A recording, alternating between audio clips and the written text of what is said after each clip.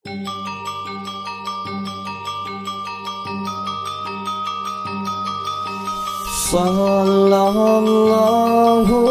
ala Muhammad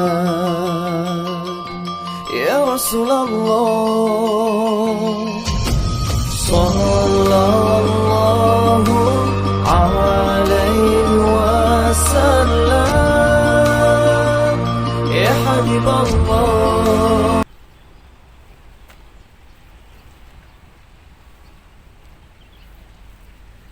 Assalamualaikum warahmatullahi wabarakatuh. Asyhadu alla ilaha illallah wa asyhadu anna Muhammadar Rasulullah. Rabbi shrah li sadri wa yassir li amri wahlul 'uqdatam min lisani yafqahu qawli. Segala puji bagi Allah yang telah memberikan kita kenikmatan sehingga di pandemi seperti ini kita masih diberi sehat walafiat. Dan untuk semua orang yang telah menjadi korban COVID-19, semoga mendapatkan tempat yang baik di sisinya. Amin amin ya rabbal alamin. Selawat serta salam marilah kita haturkan kepada junjungan kita Nabi besar Nabi Muhammad, Nabi Sallallahu Alaihi Wasallam, yang telah memberikan kenikmatan yang luar biasa, mengangkat kita dari zaman jahiliyah menuju zaman yang terang benderang seperti ini. Dan semoga kita mendapatkan syafaatnya di yaumul qiyamah. Di sini saya ingin memperkenalkan diri.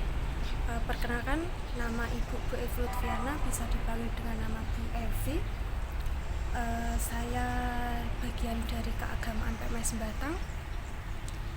Nah, di sini Bu Evi mengajar akhlak lil banin.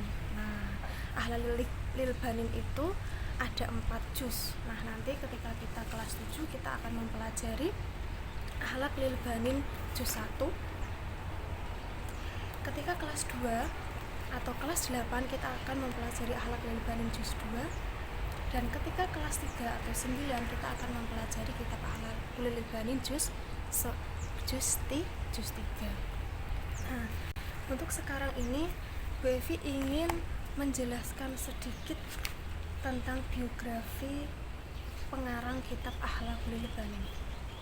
Nah, pengarang kitab Akhlaqul Banin itu Syekh Umar bin Ahmad Baroja, lahir pada 10 Jumadil Akhir 1331 Hijriah atau tepatnya 17 Mei 1913 di Kampung Ampel, Surabaya.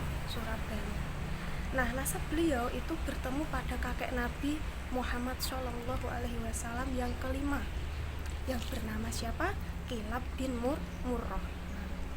Nah, wafatnya beliau itu berwasiat kepada para anak-anaknya dan para anak didiknya bahwasanya agar selalu berpegang teguh pada ajaran as-salaf as-soleh, yaitu apa?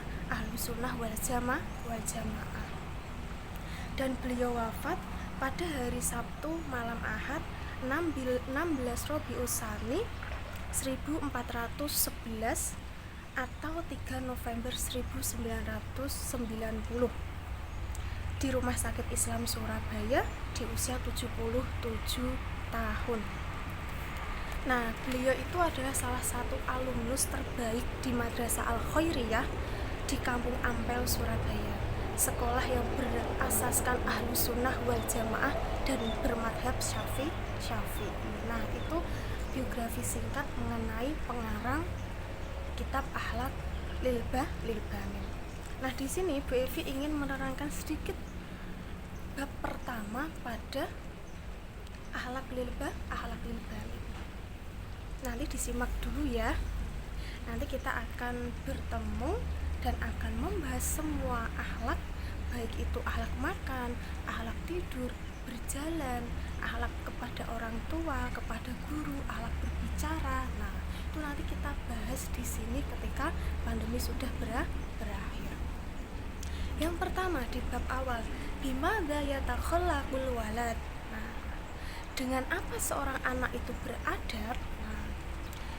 Poin yang pertama, yajibu 'alal waladi ayyatakhallaqa bil akhlaqil hasanah min shigori.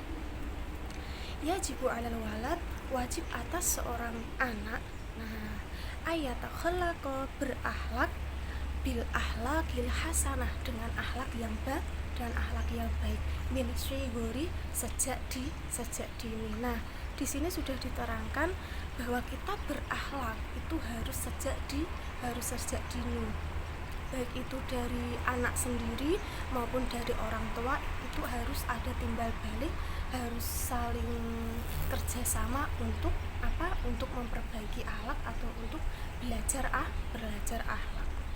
Lita Isya mahbuban fi kibari, agar kehidupannya dicintai ketika ia tumbuh dewasa. Ketika kita dari SD atau dari PAUD sudah diajari akhlak, dari SD sudah diajari akhlak. Nah, nanti ketika kita mondok, nah di suatu daerah atau di luar kota, kita akan bebas atau bisa membedakan mana akhlak yang baik dan mana akhlak yang buruk. Yardu anhu rabbuhu. Nah, di sini Tuhannya akan ridho padanya. Wa yuhibbu ahluhu, dan keluarganya akan senantiasa mencintainya. Wa jami'un nasi, dan seluruh manusia, bukan hanya orang tua, bukan hanya guru yang akan mencintaimu ketika akhlakmu baik, tapi Allah Subhanahu wa Ta'ala langsung yang akan mencintaimu.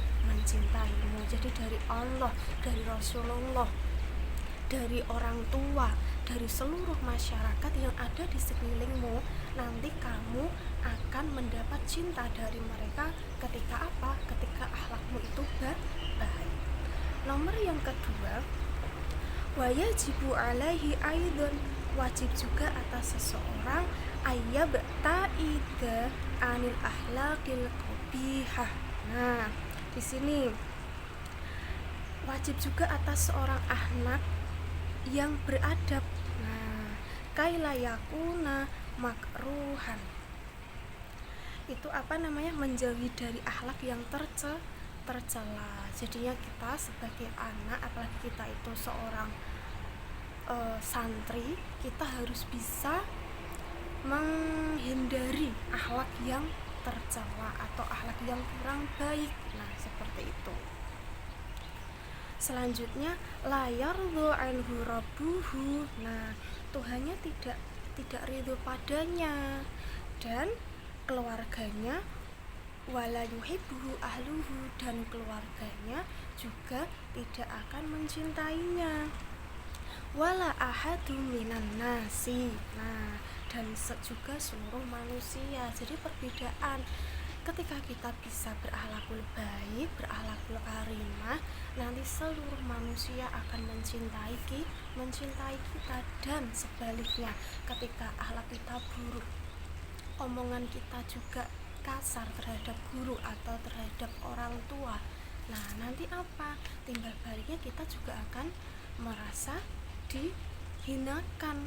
Wah, kok si bu guru itu kok nggak suka ya sama saya, itu kok bapak ibu kok kalau sama saya kok kasar ya, nggak beda ketika bapak ibu saya mendidik kakak saya, nanti masih ada perbedaan seperti itu. Jadinya apa, anak-anakku, kita itu harus berakhlakul karimah atau berakhlak mulia. Nah, seperti itu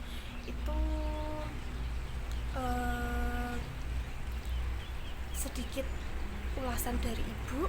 Nanti untuk bab-bab selanjutnya, marilah kita senantiasa berdoa kepada Allah Subhanahu wa Ta'ala agar apa? Agar bumi kita itu senantiasa sehat dan tidak ada lagi COVID-19, dan ketika kita belajar kita akan semangat lagi, sehat semuanya, dan bisa masuk ke pesantren PNS Batang. Nah, seperti itu anak-anakku, semoga bermanfaat. Diingat-ingat ya untuk mengenai akhlak, bahwasanya akhlak itu yang nomor 1 dibandingkan ilmu. Nah, seperti itu. Cukup sekian dari ibu, semoga bermanfaat. Shadaqallahul adzim. Wassalamualaikum warahmatullahi wabarakatuh.